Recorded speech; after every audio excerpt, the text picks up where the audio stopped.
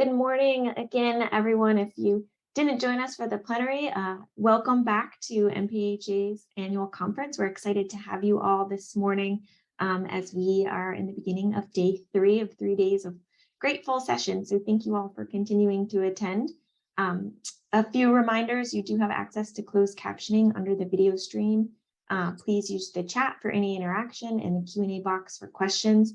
Those are both on the right-hand side of the video stream, so you can navigate over there and have them all in one spot.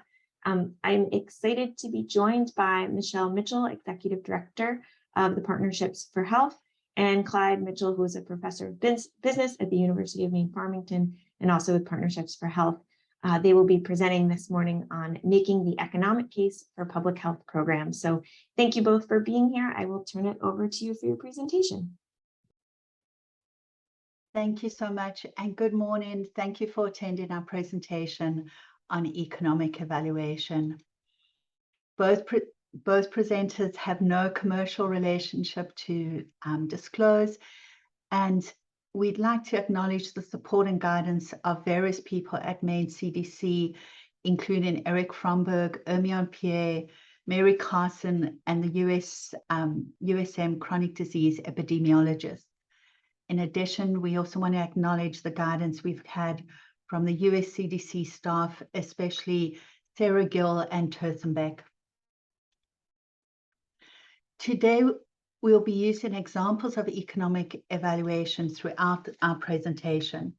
These are two evaluations we've done in the last few months, and we thought that it would make most sense to talk about them while we go through some terms to give you the kind of academic perspective as well as practical what's happened. The main quick link, I'm sure people are very familiar with. It's run by the Center of Tobacco Independence at Maine Health, and Maine residents can enroll online or via the phone to receive cessation services. These services include tailored quit plans, phone and web coaching, counseling, referrals, educational materials, and nicotine replacement therapy. I do encourage people to look to check out their website. They have some really amazing services and information available. The Maine Asthma Self-Management and Education Program is relatively young and is run from Maine CDC and aimed at helping adults and children better manage their asthma. The program consists of 6 modules that focus on understanding asthma, creating asthma action plans, adhering to medication, using inhalers correctly, and changes around the home that can help people avoid asthma triggers. The Asthma Self-Management and Education Program that we evaluated was implemented between 2016 and 2019 by community health workers, public health nurses, as well as community paramedics. I'm going to turn it over to Clyde to start our discussion on economic evaluation. So what is an economic evaluation? It's a tool that each of us use in our everyday lives. So for example, if you think you're replacing your old car, you'll consider the payments that you'll need to make with the new purchase together with higher insurance premiums and compare them against the repair costs and the lost time for breakdowns with your existing vehicle. So probably many of us might be a bit remiss about trying to put a value on health and quality of life, but this is something that public health leaders need to do all the time, in that they have limited financial resources that they need to apply to a variety of programs. So they want to look for the best possible outcome that they can have. And economic evaluations are just one of the many tools that they have at their disposal to help them with those decisions. So an economic evaluation is looking at the costs that we put into a program and then comparing that to the monetary value of the outcomes that we get from the program. So next we'll look at what we mean by costs. So a cost is a sacrifice or the use of a resource. typically money, we spend money. So on a program, we will pay for services and products for our particular program. In economic evaluation, we have to be careful what costs we look at. And so I'm going to just cover a few terms. So to start with, the difference between what we refer to as a direct and an indirect cost. So a direct cost would typically be a treatment cost. So for example, for the tobacco cessation program, that would be the cost of the medication that we've provided to participants to help them reduce nicotine addiction, together with the coaching that they would receive. Treatment costs tend to be variable. That is, if you have no participants, the cost for the medication will be zero. If you have many, it'll obviously be significantly higher. So we differentiate these direct costs to what we refer to as the indirect costs. The indirect costs are the rest of the program costs. So those might be the rent for a building, the cost of administration staff, heating costs, electricity costs, miscellaneous supplies, those kind of things. The indirect costs tend, as opposed to direct, to be fixed. In other words, if you're paying rent, it doesn't matter how many clients you may have coming to see you, the rent will remain the same. Very often with the remaining program costs, which are the indirect costs, these might have more than one function, more than one aim. And so often in economic evaluations, we need to remove these from the picture because we're spending our money on things that might not be directly related to the outcomes that we're looking at. Another category of costs that we need to talk about is what we refer to as sunken opportunity costs. So a sunk cost is money you've already spent that you can't get back. So for example, startup costs, or maybe a trial run at a specific location to see how a program might work out. We tend to ignore those when looking at the future viability of a program because it's money that's gone. And that's somewhat different to what we call a sunk cost. In the case of a sunk cost, you may have a resource. Say, for example, you own a building with some office space in it. You could use that office space for your program. So it appears to be zero cost because you already own the building. But if there's demand for office space rental in that area, by using it for your program, you're losing out on potential rental income. So in economic evaluations, we tend to ignore sunk costs, but we include opportunity costs. The last thing we need to talk about with respect to costs is the idea of discounting. Discounting or time valued money. So if I had to offer somebody $100 today or $100 in 10 years' time, I'm hoping everybody would opt for the $100 today. Because if we think of current inflation, and the inflation figures today were not really good, well over 8% again, that $100 is going to have less purchasing power in 10 years' time. In fact, it'll be less than half if we don't bring inflation under control. The other way of looking at that is if you had $100 today, you could invest it and probably have well over $200 in 10 years' time. So why do we need to think about that? Well, if we're comparing input costs today to economic benefits that are being received in 10, 20 years' time, we can't compare the dollar values. We have to discount those future amounts back to what the equivalent value would be today. So having looked at input costs, we can now look at the outcomes and the value of those outcomes. So the outcomes that we look at fall into kind of 4 categories. The first one is relatively easy to understand: cost savings. So for the QuitLink program, if somebody gives up smoking, they'll no longer need to spend money on cigarettes. So they will directly save those costs. The second category, which is probably the one that's more relevant for us in economic evaluations, is the idea of expenses averted. So here, for example, if we talk about the asthma self-management program, if we take a person who has uncontrolled asthma and we, through the program, move them to a position where they have controlled asthma, they'll no longer need to be rushed to the emergency for chronic asthma attacks.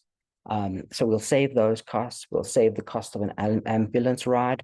Many of them have to be hospitalized for perhaps several days. We'll avoid those hospitalization costs and those treatment costs. So those would all be expenses averted.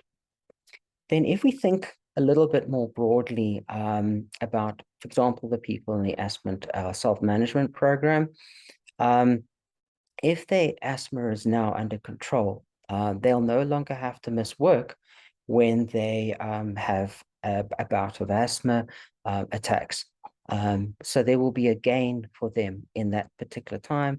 There will be productivity that will no longer be lost or gained. And if we think of, for example, children, yes, they don't work, but if they have to stay at home and can't go to school, one of their caregivers or parents will have to stay at home with them, and that person would lose out on a day or several days worth of income. The final category or bucket of benefits that we look at, and often we tend to look at this as a separate like add-on or maybe even a separate category, is the idea of quality of life years.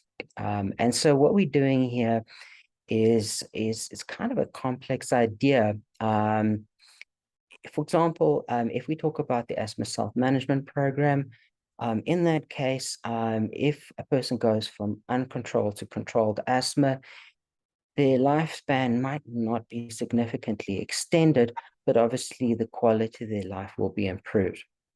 However, if we look at the QuitLink program, if somebody stops smoking, their lifespan, depending on the age, will be significantly increased. So they will gain additional years of life. And we can put a monetary value on those additional years. But there is kind of one caveat to that, in that when we think of a year of your life, a year when you're 20 years old is amazing. You're probably very, very healthy. Whereas a year when you're 90, you probably have some health conditions at that stage. So it is not the same as a year when you're 20. So we rate, or we kind of adjust the years on a scale of 1, fully healthy, to 0, deceased. And then obviously just a final thought in this category, and that is the idea that, again, those life years that might be gained tend to be later in life. So when doing an economic evaluation, we'll have to discount them back. I'm now going to hand over to Michelle to look at the perspectives. Thanks, Kat. And this is the last kind of bucket of terms that are really important, or the last piece of the puzzle, really. And that's whose perspective you looking at when you undertake the economic evaluation. So program and payer are what we traditionally do. That's where programs, legislators, health insurances are most interested. But I want to just touch on the participant's perspective, because I think this is one that there's almost no articles in the literature that I've been able to find that really looks at programs from the participant's perspective. Some of the costs that a participant may incur is taking time off work, transportation, having to cover for childcare. And these can really mount up in looking at how accessible a program is. Cost savings, as Clyde mentioned, the stopping tobacco use is a great example where, that's what person is able to save. Also, out-of-pocket medical expenses, co-pays would also be some of the cost savings if you looked at an economic evaluation from a participant's perspective. When we conducted the tobacco QuitLink evaluation, we did that from a programmatic perspective. And one of the important factors we looked at here was implementation expenses, primarily programmatic infrastructure, as well as communication. You need to engage in some media to get the QuitLink number out, the communication campaigns. There's also professional development, which would also be included in implementation costs.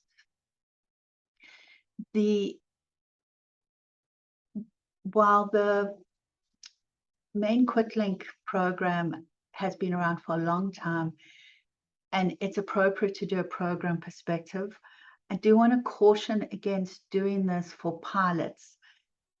And as Clyde was talking about with the different costs, startup costs are very real. And these are often not carried on over time. It is useful to do a pilot if you wanted to look at how much will this program cost to replicate in another center. But really, if you're trying to do a return on investment, I think you do the program a disservice by doing a ROI from a programmatic perspective. The other common one, and we did this with the ASMA Self-Management Education Program, is looking at an economic evaluation from a payer's perspective.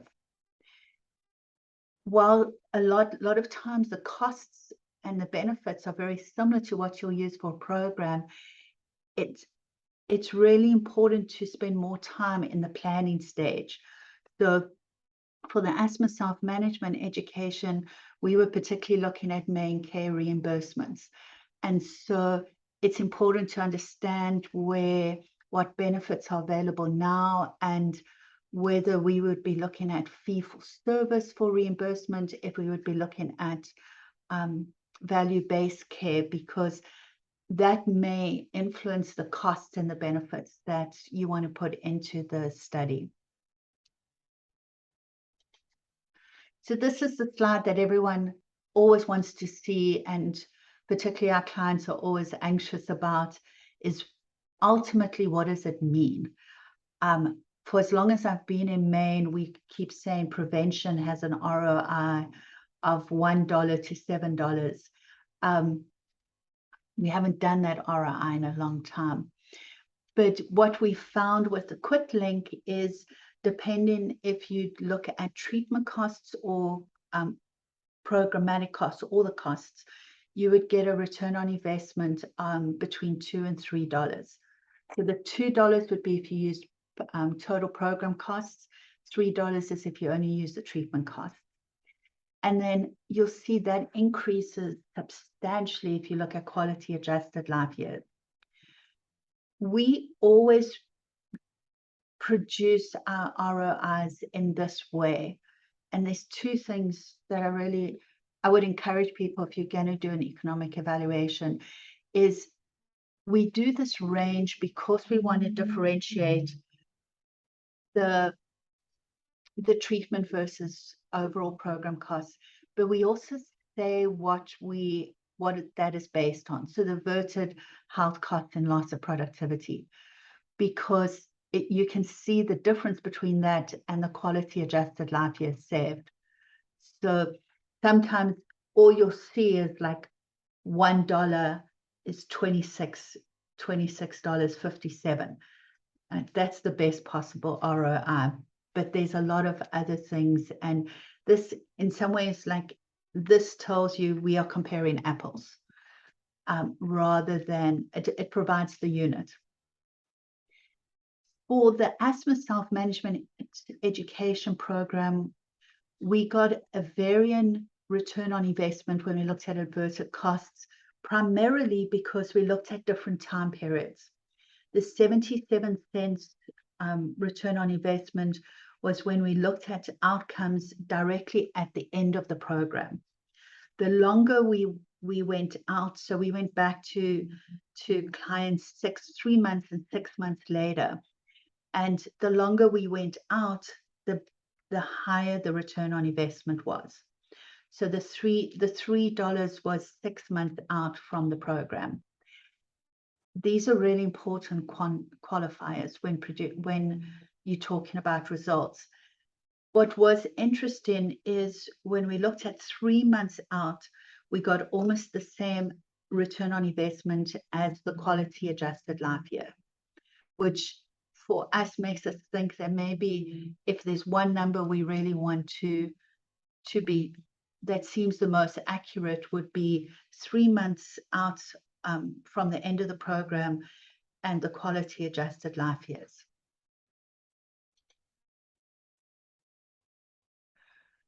So on a personal note, I was incredibly intimidated when we first started economic evaluations.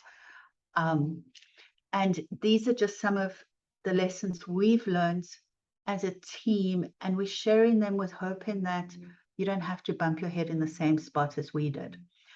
The first one, as I've just spoken about with asthma, is that time really matters. It's really important. If you're doing a pilot, be very careful on what type of analysis you're using, and in big red letters, make sure that everyone knows this is a pilot, because I've seen a lot of pilots not continue to be replicated because the ROI looks so bad, and that's because of all the startup costs. So time really does matter.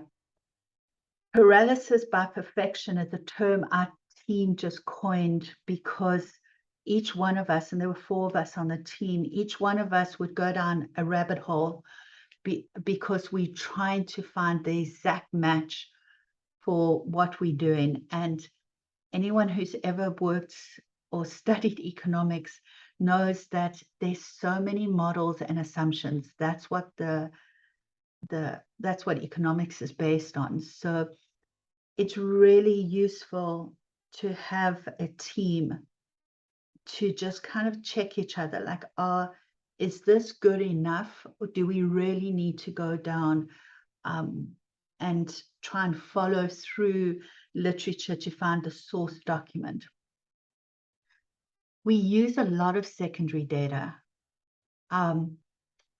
particularly for adverted health costs, quality of life estimates, and some of that data is very old.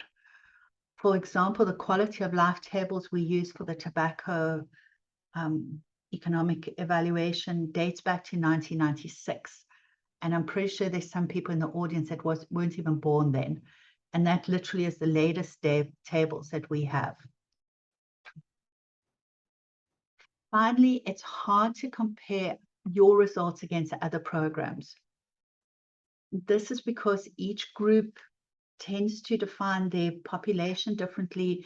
They consider different cost drivers. For example, one of the latest economic evaluations on the asthma self-management education program in another state only included participants who had at least 1 visit to emergency room. So that's a very different target audience or type of participants than who we had, because not everyone who participated in our programs went to the emergency room. So before we turn over to questions, and I think we have some time, I just want to encourage everyone to consider doing an economic evaluation. Honestly, I don't think it's rocket science. There's a lot more evaluation techniques that are far more complicated. And now that I'm over the steep learning curve, I welcome economic evaluations as another tool that can help us engage with important partners. So thank you for listening, and I'll turn over to Heather if there's any questions. Yeah, thank you both so much. I definitely was not an economics major in college, so I've learned a lot this morning from your presentation. We do have some questions coming in, so we'll start with those, but if you have any, please enter them using the Q&A feature, just to the right of the stream. So this one is specific about the ranking of life years that you talked about. Is that something that's used across the board, that ranking, or is it just internal, something that you created at Partnerships for Health? Answer that. In the literature, there's tables. And so for, Klein, I'm probably going to get this wrong, for the asthma, so there's very clever academics who've created these tables. We just use them. And for asthma, there's somebody went and they took, if someone goes from uncontrolled asthma to controlled asthma, and they did a lot of modeling and very fancy calculations, and they've said that there's a 0.7 life years saved if someone goes from controlled to uncontrolled. And then for tobacco, there's a lot of there's a lot of tables. I think generically it's $50,000 per life year saved is the monetary value people give our lives. And that monetary value was determined in the 90s. So there've been a lot of arguments to change that to $100,000. I know that some insurance industries value a human life, at $1 million. So you could, work out what that value would be per year. But the problem is if you start using a different number, that makes your data less comparable to any other previous study. So that's why, despite a lot of resistance, people just stick to the $50,000 per year. Thank you. That's really interesting and helpful. So the next question, they said, sorry if they missed this in your presentation, but are there other programs in which that you're evaluating with an economic evaluation? It seems that these results would be very valuable, especially in terms of seeking funding and advocacy work. We are working with some of the other contracts we have on economic evaluation, and I know there are other really great evaluators in Maine that are doing economic evaluations. That's great news.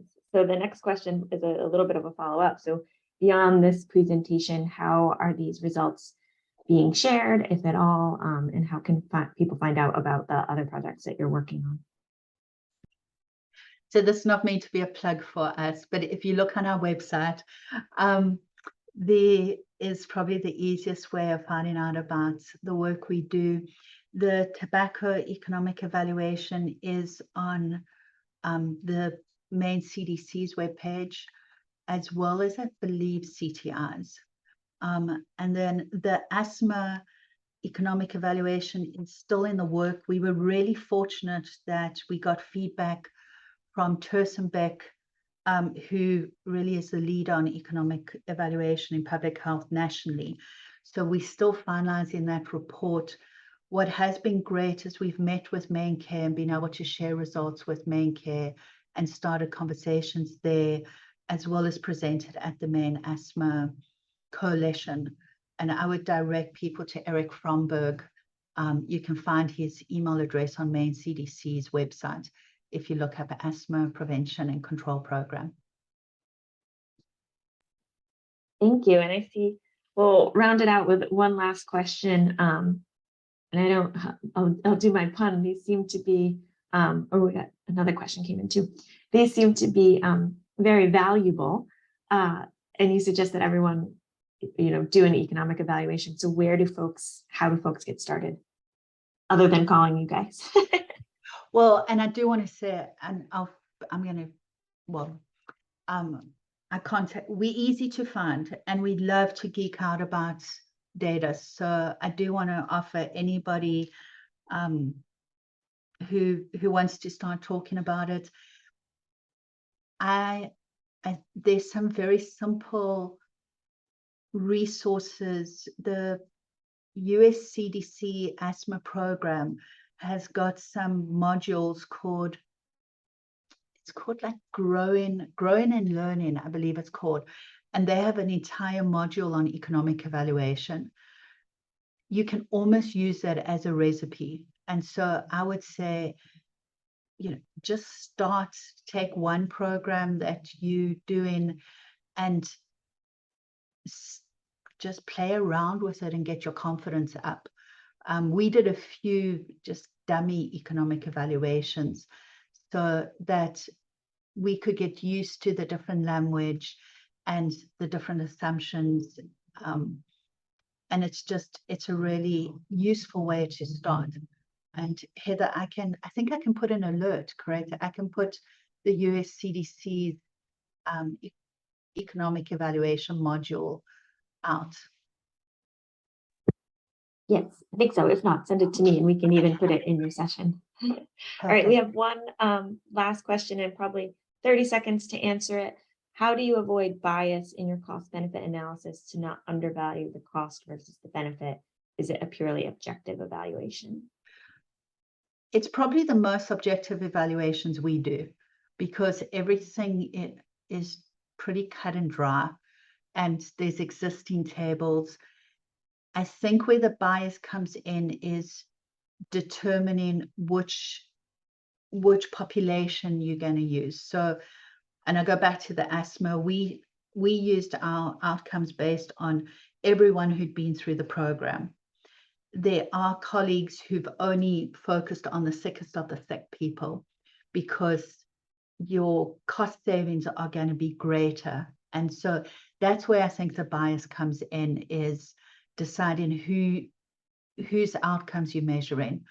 But once that's done, it's pretty cut and dry. Thank you. And those are all the questions that I see right now, and we are at time. So thank you, Michelle. Thank you, Clyde. This has been a great presentation. To folks still in the session, please remember to complete the evaluation. You can find it in the chat, and also within each session, the evaluations are linked to, and we'll provide them at the end of the day as well. We will take a brief 10-minute break and start back with one of our 90-minute session blocks focusing on accessibility to the outdoors. So we will see you back here around 10:20, and thank you very much.